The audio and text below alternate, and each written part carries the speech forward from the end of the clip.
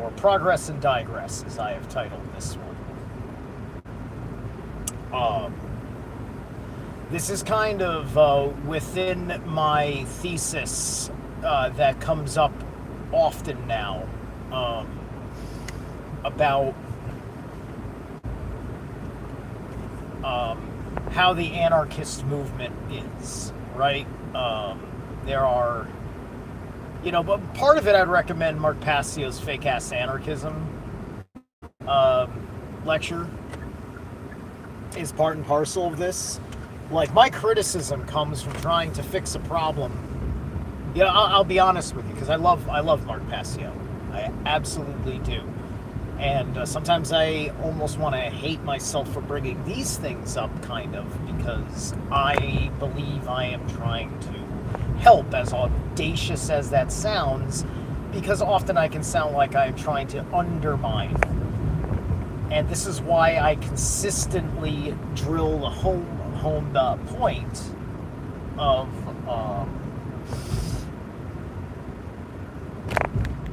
means to an end, right? And so when you're in the middle of the means towards seeing the shift of the mind of the world,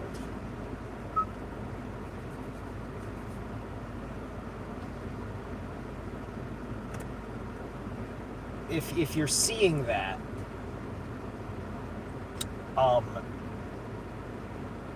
you naturally have a duty to speak appropriately about the digressions that you see. But sometimes the progress of the matter doesn't matter. Because if it doesn't reflect the end, you're not even giving it credit for the space that it allows, right? This is why, like, I'm sitting there and I'm listening to all these people try to lecture the world about natural law, people that are out there in the street, people that live their lives, and listen. We all understand that Mark Passio anarchism is not lawlessness, and those are great strengths. He cultivates people of dignity, respect, personal ability and responsibility, true care, and all of the great qualities that I think decent, conscious beings ought to have, right? And that's a world of difference from the fake ass anarchists, which is predominantly in the socialist communist movement, because they would have their Leninist style kind of color revolution become the government and think that it's totally different.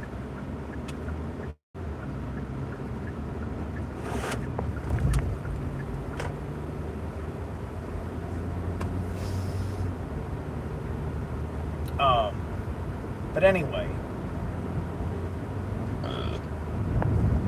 so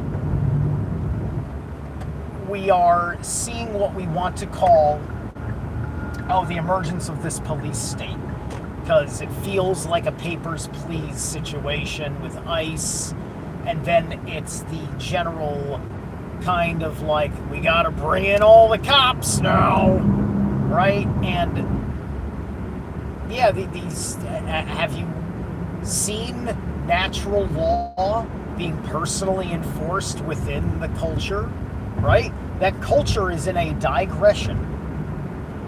If you go to places outside of sanctuary madness, and look, and dude, let me be also straight with you. I live in Connecticut, right?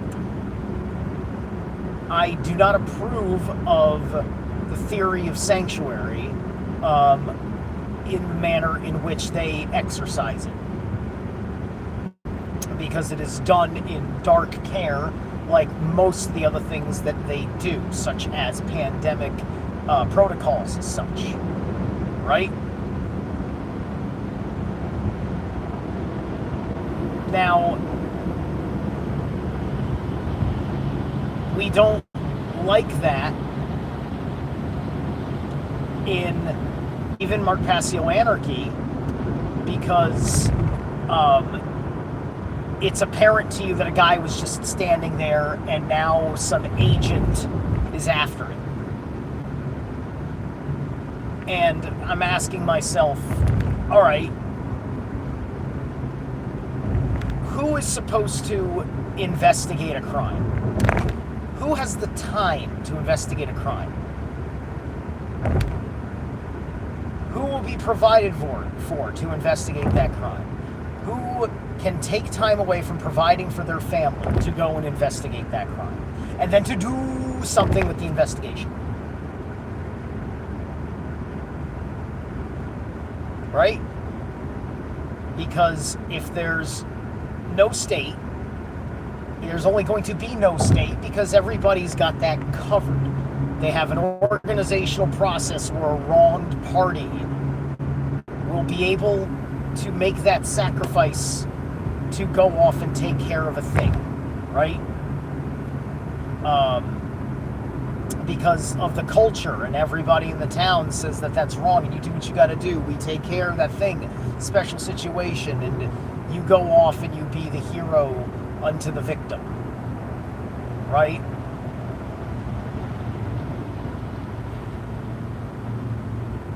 But when your whole situation is set up a certain way,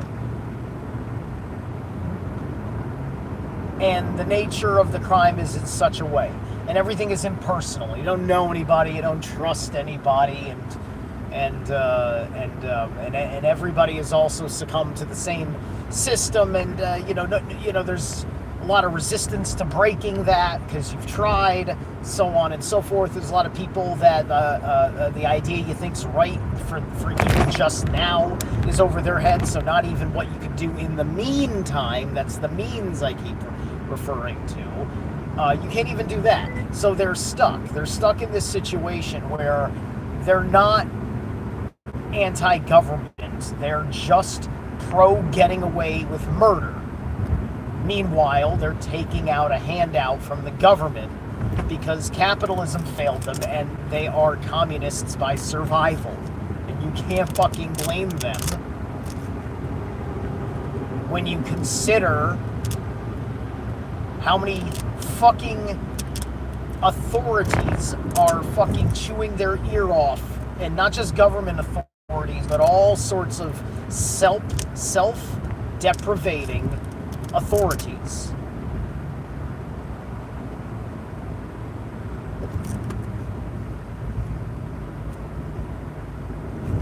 Digressing from your ability to grow, or thus progress. Taking you in the anti-life direction. So, it's not that I endorse government, but if I see a means to an end, and getting rid of the idea of national borders, the idea of this is our public place for our nation.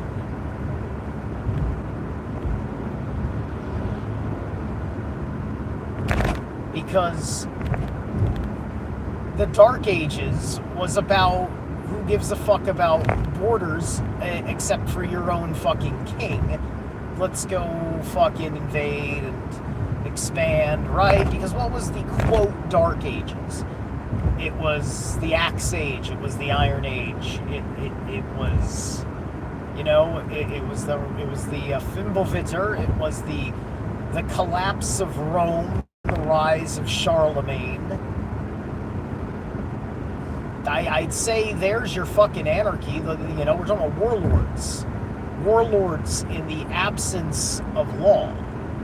Not the absence of the state, not the absence of empire, etc., but the absence of law.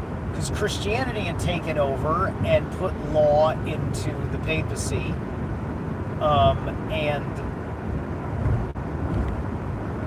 thus all the kings that would bow their knee, and thus that made them feel like you still get what you need from having a kingdom, because that's the world the economy the authority structure but now it's ordained by the God of gods.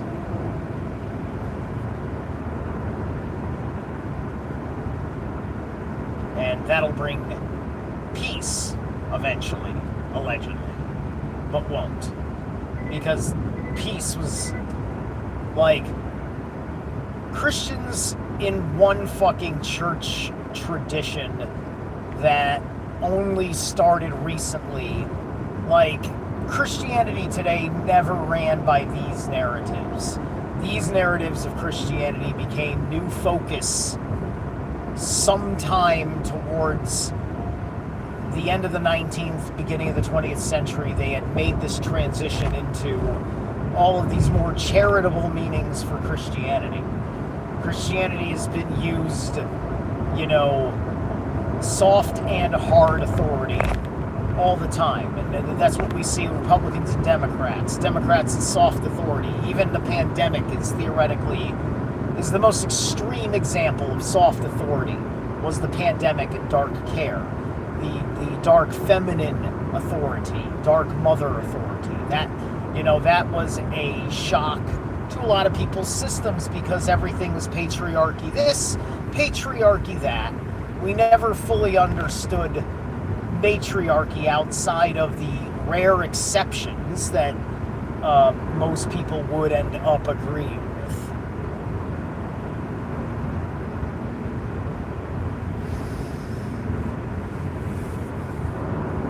So my question is, when the means are progressing towards your end goal, when you see that there is a responsible shift in the psyche that has reflected in a responsible decrease in government. My great example is one of my own fucking influence, which is in this state. Again, 2010, I put my ass on the line in a still very tabooed smoke pot world, stuck my neck out to the government as a 30-year-old man, not as impressive as I am now, but being yet still impressive in the mind, which still was not as good as being impressive in the mind now, per se. But anyway, I'm the one there. I'm there with a whole bunch of other lobbyists. I mean, no, it's not me alone, but I tell you what, citing the U.S. patent, I sat through that whole fucking hearing. I put on and for the record that fucking U.S. patent, me, a fucking civilian with no medical credentials, had to fucking bring that up in this whole, let's medicalize it. Nobody's bringing up any legal precedent, so I bring up the U.S. patent. I'm the one that brought that up.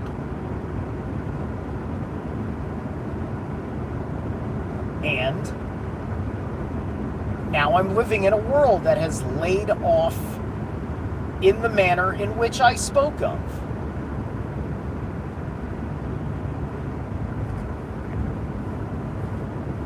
Not that theoretically this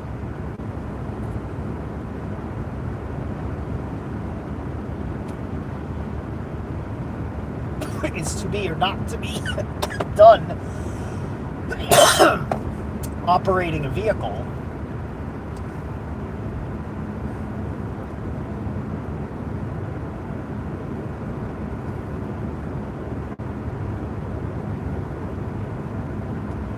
But I know myself well enough to know how all of this goes and works, and I'm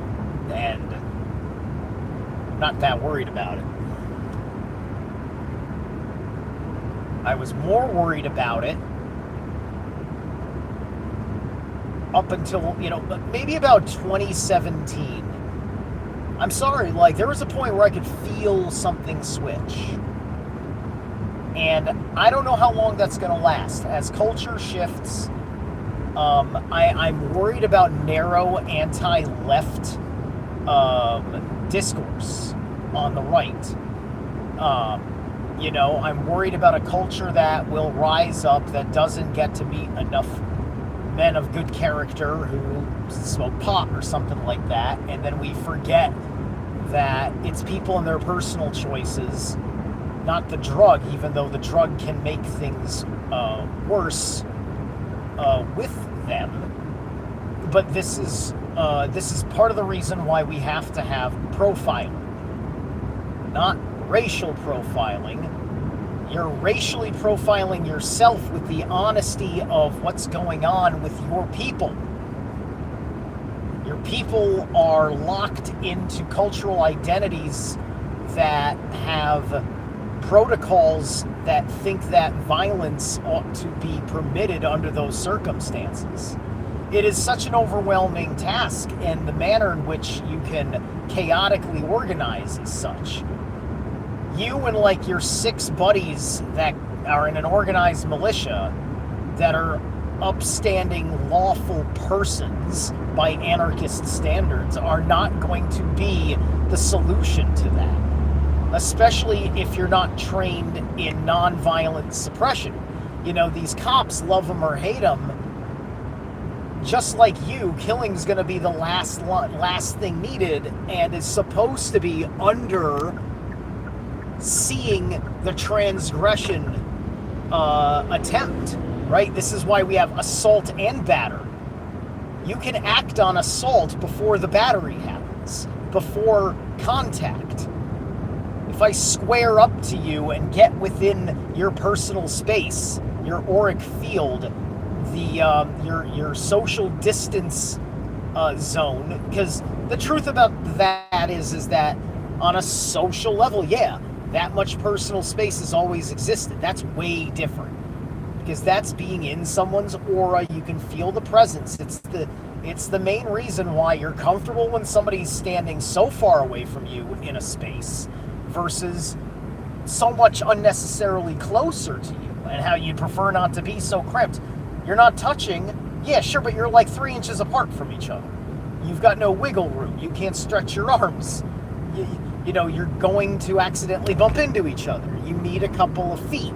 You need a large swath of feet sometimes. Me, I can I can be a little loosey-goosey in the way I like to move, and to be conscious is very constricting, right? So that way, it's just best for everybody, right? So that's my point about assault, right? We're gaslighting ourselves by fucking ignoring it. And people want to bring up the flag burning from anarchist points. Okay, great, but you're completely out of context here, because look at what they're doing with the flag burning in context, for fuck's sake. If you were standing right there, if you can't fucking read the threat, if your heart intelligence, not your fucking your realm of effect, not in your fucking reptilian brain, fight or flight, you see somebody burning a fucking flag and you're not able to fucking derive the proper inherent context of that. I'm not going to this red light. It's fucking nowhere. All right. You're a fool. You're a fool, and you're going to allow someone to get killed. And listen to the people getting arrested mocking you. I hear them making the same theories in your rights, in common law, natural law, the same talking points that come from everything that you guys in the group circles in the movement that are like tight. When you talk, they're making those arguments. They're they're doing the mockery. They're doing the satanic mockery thing, right? How come you're not fucking addressing that? The flag burning. Oh, look at government doing its silly thing. Okay, great. And like I've said, I guarantee you right now, if I pick the right spot, even within the jurisdiction, it's because of the context of the fucking law.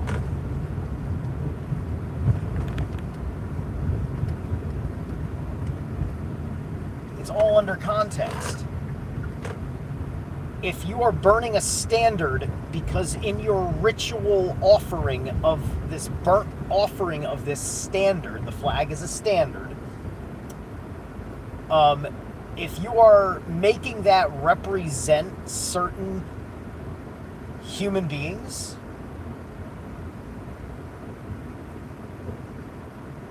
then you're causing yourself deep amounts of trouble. Right? It's meant to you have to target behavior, not persons. That guy in that fucking uniform is there because we got a whole lot of people that they want to get through fucking life with this whole fucking raw deal. And we're fucking angry at them for, basic shit that is reasonable, in our society, of like not needing to change and shit like that. It's like, dude, I get it. It fucking, oops, it fucking sucks. It fucking sucks.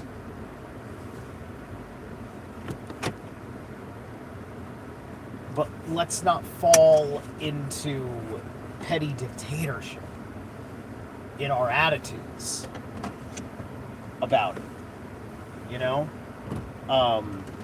The snark is not helping.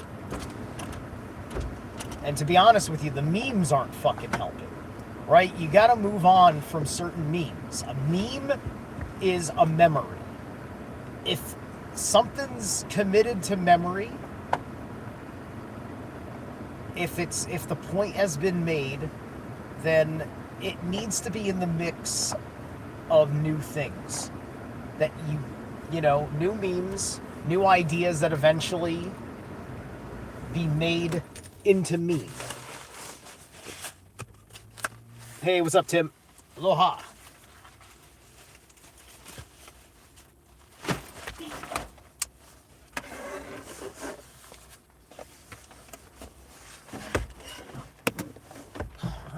Okay.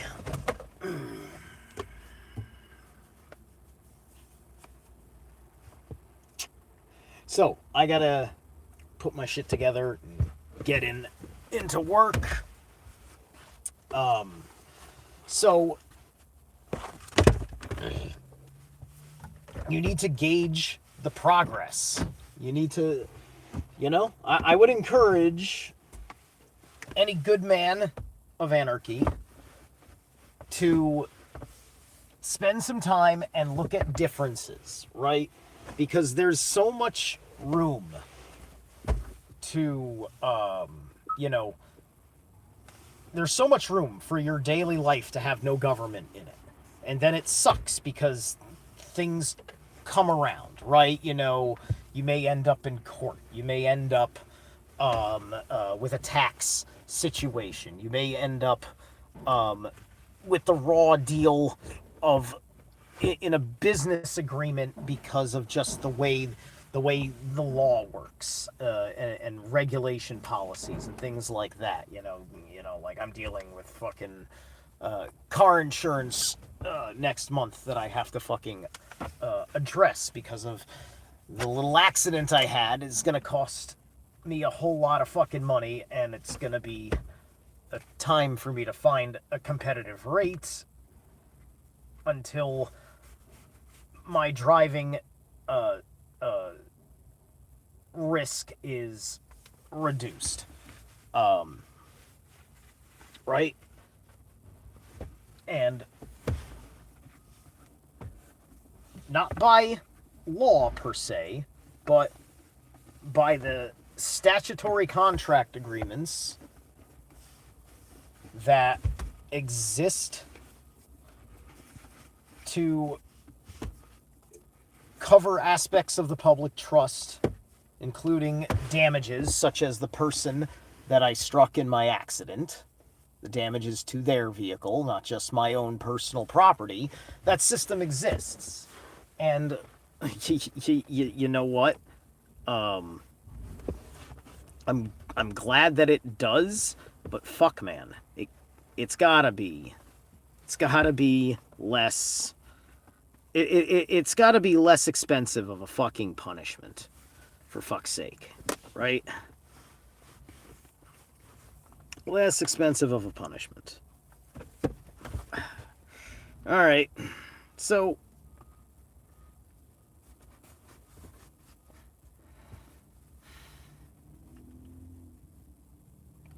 Because I don't know how, including with my own behavior, whether I make little reckless decisions or not on the road, figure out how to have no government on the road. I can only figure out how to have a government that is restricted to natural law. All right, my friends. Have a good one. I hope this made sense, and I hope that all the anarchists out there have heard me and respect what I had to say. Catch you later.